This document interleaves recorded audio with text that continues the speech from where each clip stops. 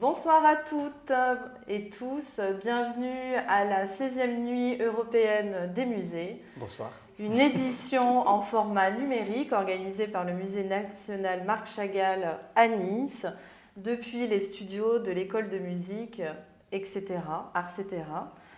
Je suis bleu, disait Marc Chagall, grand maître de la couleur, amateur de la couleur et inventeur d'une œuvre joyeuse, inventive à la portée universelle.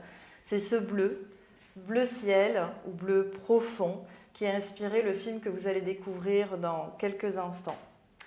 Un film réalisé par Ilya Ozokine, compositeur, musicien, vidéaste, photographe, et Josia Clément, danseuse et artiste plasticienne, qui œuvre dans le champ de la scénographie et de l'art textile. Deux artistes chercheurs, deux artistes touche-à-tout, que j'ai la joie d'avoir à mes côtés ce soir et qui ont réalisé un vrai challenge. Tourner en seulement une journée et 2 courtes soirées un film dans les espaces du musée Marc Chagall. Une folie créatrice, une urgence de créer qui est à l'image de ce film qui parle de cette nécessité vitale, de cette force impalpable qui lie tous les artistes du monde entier, par-delà les époques, les disciplines artistiques et les frontières géographiques. Allez, il est temps d'embarquer pour ce voyage d'une durée de 30 minutes au cœur du processus de création et du monde intérieur des artistes. Écoute, Respire bleu, un film de Josia Clément et Ilya Ozokine. On vous retrouve tout de suite après pour un chat en live.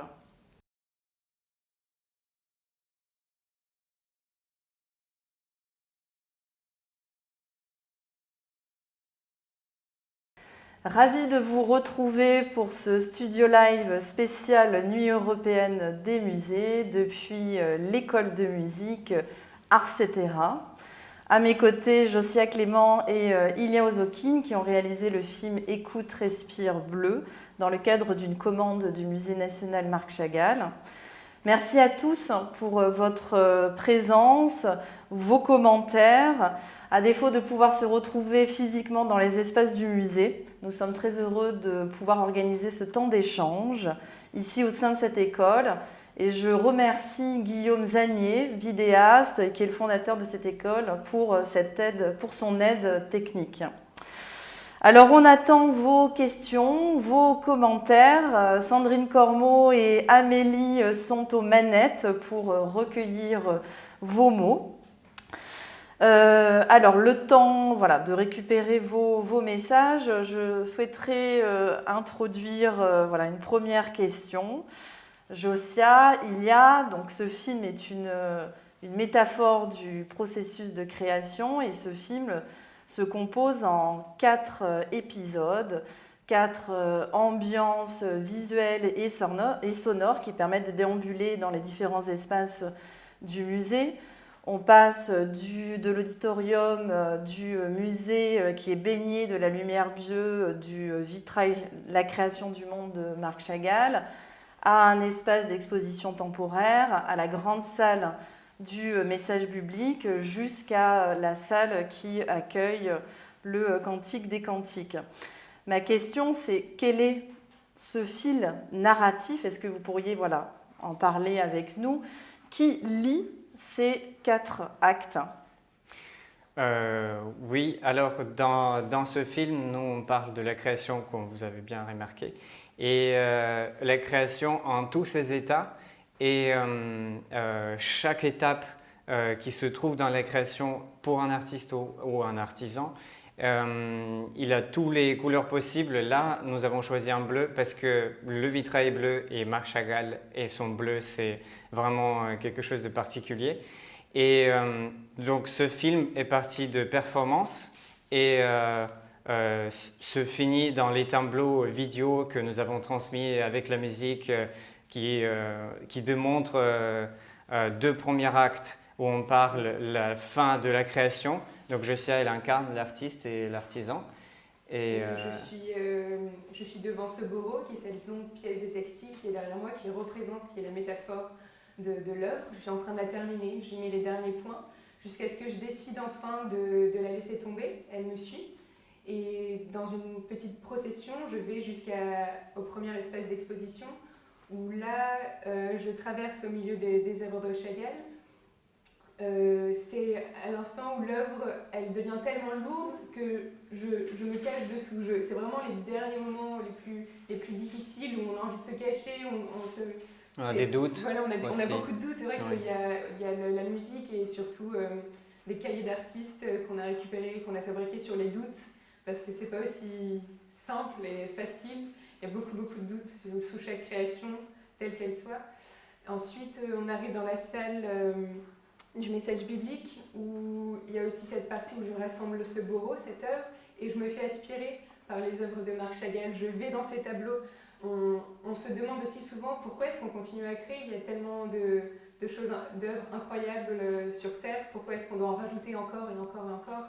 Donc il y a vraiment ces inspirations entre les œuvres, et je décide finalement, pour arriver jusqu'à la salle des cantiques, de reprendre cette œuvre et de la déposer quelque part. Et je dépose même tout ce qui me constituait de l'œuvre, c'est-à-dire la dernière veste, et jusqu'à ce que il se fondu dans le bleu pour repartir, on l'espère, vers une autre œuvre. Donc c'est tout un circuit comme ça qu'on peut faire entre les actes et qui nous fait traverser tout le musée et toutes les œuvres de Chagall. Et ce film, en fait, il peut être infini, on peut le regarder jusqu'à la fin et on met encore et toujours ça va retrouver le processus de création. C'est une forme circulaire. Et si on revient sur ce bourreau, donc effectivement cette magnifique pièce textile qui fait combien de mètres 5-6 mètres? Oui, 6 mètres sur 2 mètres de large. Voilà. C'est inspiré, voilà, tu t'es inspiré donc de la tradition japonaise du bourreau, qui se différencie du patchwork, puisqu'on n'est pas dans une dimension décorative, mais le bourreau a une fonction utilitaire qui est de régénérer les vêtements. Mais c'était même un besoin en fait. C'était à l'époque où il n'avait pas assez d'argent pour acheter des textiles. Il prenait toutes les petites pièces textiles qu'il pouvait et les remettait ensemble. Et c'était des ouvrages textiles, en général des grosses couvertures ou des grands vêtements qui se transmettaient de génération en génération. Et c'est aussi au niveau de l'art, pour moi c'est ça, on transmet de génération en génération des savoirs, des savoir-faire aussi au niveau des artisans. Il y a toute une question comme ça avec les artisans aussi. C'est héritage. C'est pour ça que le bourreau, c'était la métaphore de l'œuvre et de la création et du processus de création aussi. D'accord. Est-ce qu'il y a un parallèle, c'est une des questions de nos auditeurs, entre le bourreau dans sa composition et ce vitrail? Le vitrail de la création. Effectivement, si on regarde de loin et quand on a... Oh, pardon. Et quand on a posé le bourreau et on a juste reculé parce que si un jour vous êtes dans l'auditorium de Marc Chagall, vous voyez que vraiment tout est bleu et même les sièges et le sol et vous êtes baigné dans le bleu et le vitrail il est fait en parties, donc vous voyez les parties métalliques qui sont séparées et de loin, si vous mettez un peu de flou, vous imaginez même que ça peut être un énorme, immense patchwork ou même ce textile, il y a vraiment un rapport qui était au final trouvé et s'enclenché ensemble. Et ils se sont très bien mélangés dans le film parce qu'on n'a pas rajouté de lumière extérieure. C'était vraiment éclairé, le bourreau était éclairé par la lumière du vitrail de jour. Donc il y avait vraiment un flou comme ça entre les deux. C'était un vrai challenge parce que magique, on s'y attendait pas. Ça, c'était une tout le premier acte, on a passé énormément du temps à trouver la lumière artificielle. On a mis énormément des sets possibles pour imaginer comment on éclaire ça et ça et ça. Et au moment donné, on éteint la lumière en fait. Et il y a juste la lumière du vitrail qui tombe comme ça sur Josia et le bourreau. Et on s'est dit, c'est magnifique, on ne touche rien. Et on a filmé avec la lumière naturelle, juste avec le vrai bleu du vitrail, bleu un peu violet, comme vous avez vu dans la vidéo. Donc Josia, tu as été interrompue, tu nous parlais donc des longs mois passés à travailler ce bourreau. Et je te questionnais effectivement sur la manière dont tu pouvais réactiver ces gestes dans ta pratique artistique et notamment ta pratique de danse. Je l'ai réutilisé déjà, déjà en les faisant, en cousant, en brodant pendant moi ce boro et en me ressouvenant corporellement de gestuels que j'ai pu faire en pratiquant la céramique par exemple, en peignant, ensuite en visionnant beaucoup de vidéos et d'archives d'autres artisans, que ce soit par exemple des plumassiers, de ferronniers, vraiment, donc de vraiment pendant de longues heures observer comment ils font, le refaire et ensuite par le suite m'en détacher pour en faire mon vocabulaire chorégraphique et le distiller comme ça dans la pièce au fur et à mesure des actes pendant la film. Et Josiane,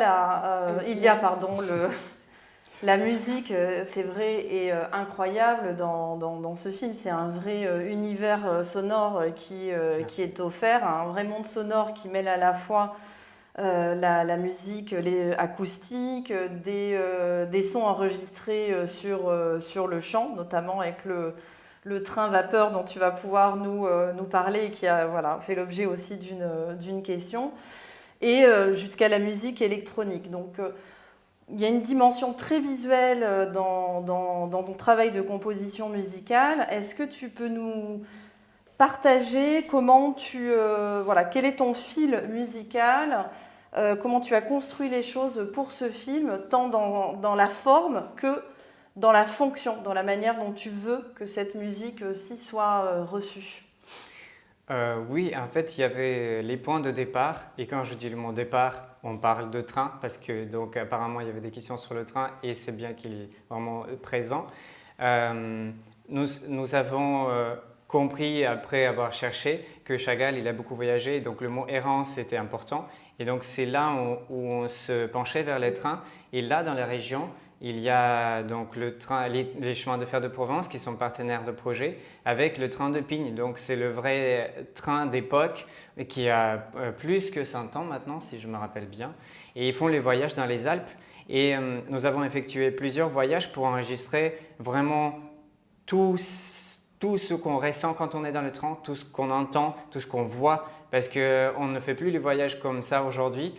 Quand les fenêtres sont complètement ouvertes, vous sortez sur la plateforme, ça va doucement, les paysages défilent et vous entendez la vapeur. Et c'est vraiment une expérience unique de voir tout ça. Et on se dit c'est un point de départ pour les sons. Donc j'ai enregistré beaucoup des sons que je voulais amener en tant que marqueur de voyage. On a pu se remettre dans sa peau en fait.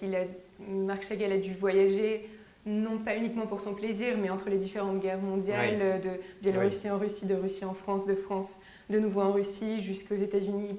Et c'était pas en avion à cette époque-là, ni par la joie, donc c'était beaucoup par le train. Donc c'est pour ça qu'on a cherché à reprendre cette expérience du train à vapeur et à faire cette expérience nous-mêmes pour se rapprocher de Chagall d'une certaine manière aussi. Donc en fait, le point de départ, c'était les sons de train. Et après, il y avait aussi les sons de train que j'ai créés sur le synthétiseur.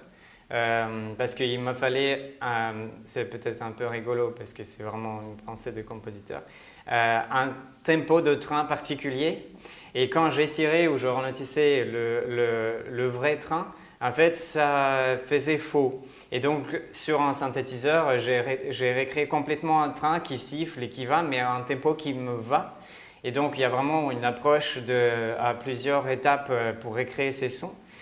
Et de ce point de départ, je joue beaucoup, j'improvise beaucoup. Et tout le premier acte est joué sur une orgue de la Providence, de la chapelle de la Providence à Nice. C'est un orgue baroque du XVIIe siècle, qui pour moi aussi, au départ, était le rappel de sifflets, de gros sifflets des locomotives qui font... Donc c'était ce son que j'avais trouvé sur l'orgue et après je commençais à improviser et mêler ça ensemble. Donc dans le deuxième acte, nous avons les poésies qui prennent beaucoup de place parce que pour moi le texte, le son en fait c'est très important. Donc je voudrais ajouter un point sur donc c'est Élodie Tempo-Lajarriette, la poétesse. Moi je trouve personnellement c'est une grande chance de travailler avec des poètes vivants et des poétesses vivantes. Parce que tout le monde dit, j'ai des élèves en composition qui disent « Ah bon, les compositeurs, les poètes, les écrivains, ça existe encore ?» Et ben oui, pourtant, voilà. Et donc, on amène bien les œuvres de l'actualité, de quelqu'un qui vit encore et qui ressent ça. Et donc, j'ai joué beaucoup avec ces enregistrements, je les ai tirés, j'ai rajouté des effets, j'ai vraiment fait des sons à partir de ça. Et évidemment, tout ça, ça doit avoir une entité ensemble en fait. Donc si je vous raconte et qu'il y a des sons qui sont très différents, on ne voit pas trop peut-être le fil bleu dans cette histoire qui unit tout. Mais dans ma musique, je parle de la ciné-musique. C'est comme si on avait droit à avoir cette éclectique de recherche de son. Comme c'était un cinéma sans écran, et c'est ça comme je travaillais avant, c'est le premier film où je fais ma ciné-musique en plus avec la vidéo. Parce que normalement, j'aurai un album qui sort le 11 décembre avec ma musique, il s'appelle Vision, et c'est pareil, c'est un voyage de début à la fin avec 10 pistes. Le voyage qui s'effectue avec les bruits des pas, des portes qui s'ouvrent, les ambiances de la mer, des instruments de synthétiseur, des orgues, du violoncelle. Et je joue moi-même de tous ces instruments, sauf si ce n'est pas des saxophones par exemple, dans cet album. Et la musique a pris une place importante comme une dimension cinéma en plus en fait. Même si vous fermez les yeux, vous pouvez imaginer l'histoire qui vous vient, même si ce n'est pas forcément le visuel qu'on vous propose. Voilà. Et vu que c'est moi-même aussi qui ai filmé ça avec la caméra, ça donne une approche vraiment liée avec le son et la caméra parce que j'étais très proche de Josia et voilà, cette union, il était important de ciné-musique et cinéma. On nous a questionné aussi sur les lumières. Est-ce que vous avez fait des choix de lumière particuliers, même si voilà, vous avez travaillé dans des conditions quand même très contraignantes. Oui, c'est vrai. Mais cette question de la lumière est quand même malgré tout très travaillée. On a fait des choix d'avoir le minimum. Oui, en fait, au départ, on se dit on filme avec le maximum de lumière naturelle. Donc le vitrail, il nous a donné tout le premier acte. Et quand on s'est mis dans le couloir avec la traîne, il y avait trop d'éclairage. Et donc on a joué avec les points et on a mis la lumière un peu orange dorée comme quelque chose du sacré qui vient et qui s'installe dans ces deux actes qui vient après. Toute la salle de message biblique, elle est volontairement pas allumée du tout et pas C'est un éclairage d'exposition. Voilà, c'est déjà un éclairage qui est là, il est bien présent. On a retravaillé les teintes des couleurs qu'on voulait, mais les peintures de Chagall ils parlent déjà tellement qu'on ne voulait rien rajouter là.